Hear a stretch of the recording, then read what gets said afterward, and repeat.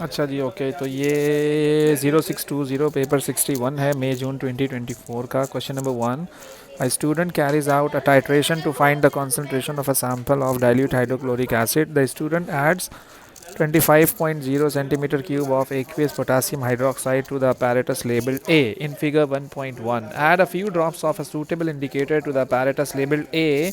Uses a burette to add dilute hydrochloric acid to the aqueous potassium hydroxide and indicator mixture in the apparatus labeled A. Name the items of apparatus labeled A and B in figure 1.1। अब obvious सी बात है, जो आपका apparatus ए है वो conical flask है, okay.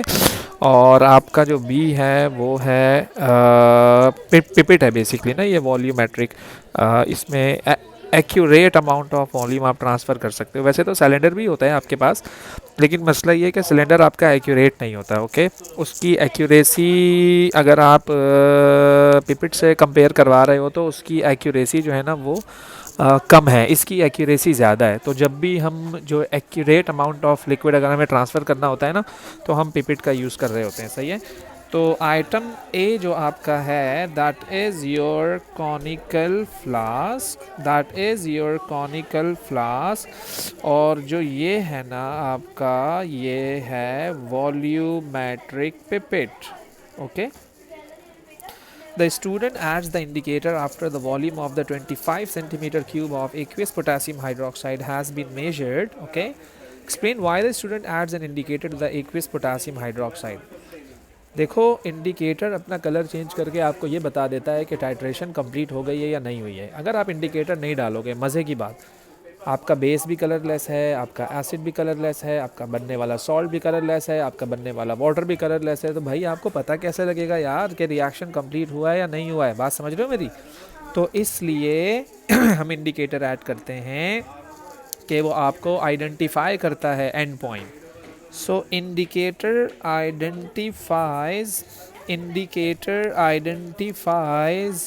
And point indicator identifies endpoint by changing its color, by changing its color। याद रखिएगा ये बात, by changing its color, okay।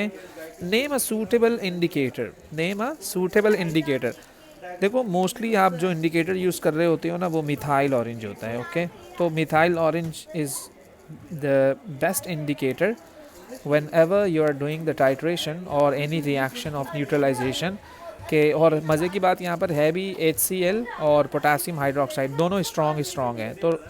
तो मैं तो यही कहूँगा आपको कि जब भी आपका स्ट्रॉन्ग एसिड और स्ट्रॉन्ग बेस हो, यानी कि अल्कली हो, दैट इज़ पोटासियम हाइड्रोक्साइड, तो आप मिथाइल ऑरेंज इंडिकेटर यूज़ करो। वैसे थाइमोथैलिन भी आप यूज़ कर सकते हो, ओके। बट एक याद रखो, कन्फ्यूजन आप क्रिएट ना करो, एक ही याद रखो। Describe how the student can determine the volume of dilute hydrochloric acid used in this titration, used in this titration। मतलब ये है कि देखो, ये टाइट्रेशन जो हो रही है HCl और KOH के बीच में हो रही है। कैसे पता लगेगा आपको कि हाइड्रोक्लोरिक एसिड का वॉल्यूम कितना यूज़ हो गया? बात समझ आ रही है आपको? वॉल्यूम कितना यूज़ हो गया, वॉल्यूम कितना यूज़ हो गया। तो आपने दो रीडिंग्स लेनी है। आपको टाइट्रेशन का तो आइडिया है ना कि कैसे करते हैं हम एक तो इनिशियल रीडिंग लेते हैं और एक फाइनल रीडिंग लेते हैं। इनिशियल आपने देखा कि यार आपके पास ब्यूरेट में जो है वो, लेट सपोज पूरा ब्यूरेट फिल हुआ है 50 सेंटीमीटर क्यूब तक, आपने टाइट्रेशन की, आपका कलर चेंज हो गया, इंडिकेटर ने आपको कलर चेंज करके बता दिया। अब आपने देखा कि यार कितना आपका बच गया है। फाइनल रीडिंग देख लो, इनिशियल देख लो, दोनों को सब ट्रैक करवा दो, आपको पता लग जाएगा कि यूज़ कितना हुआ है, वो यूज़ कितना हुआ है। तो आप कहो कि टेक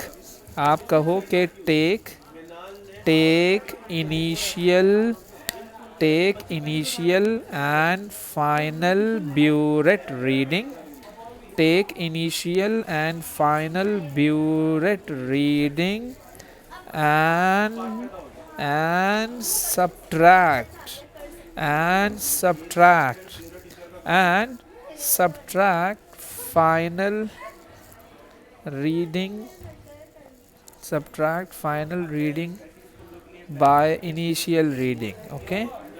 फाइनल में से इनिशियल को अगर आप माइनस कर दोगे तो आपके पास पता लग जाएगा कि कितना वॉल्यूम यूज़ हुआ है। लाइक आई मीन टू से कि ब्यूरेट की इनिशियल रीडिंग आपके पास थी 50 सेंटीमीटर क्यूब, जब आपने टाइट्रेशन कंप्लीट कर ली तो ये 50 से हो गया 37 सेंटीमीटर क्यूब, कम हो गया ना क्योंकि ये न्यूट्रलाइज करने में यूज़ हो गया।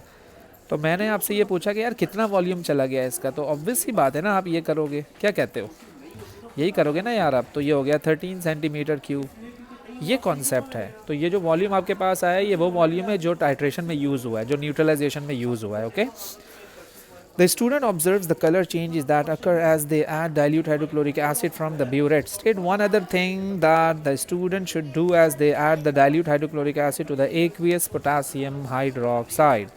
बात समझ रहे हो? देखो जब वो टाइट्रेशन आप कर रहे होते हो,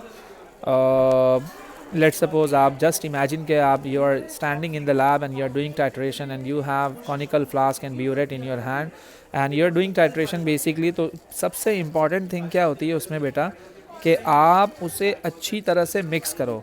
आप अगर उसे अच्छी तरह से मिक्स नहीं करोगे तो आपके टाइट्रेशन का जो रिज़ल्ट है वो एक्यूरेट नहीं आएगा। Mixing is very important, mixing is very important, याद रखिएगा। Okay, mixing is very important. तो आप कहोगे कि keep keep swirling the flask, keep swirling the flask, the conical flask, keep swirling the conical flask। Swirl नहीं करोगे result accurate नहीं आएगा। Mixing is very important. Okay, सही हो गया जी। तो दिस वाज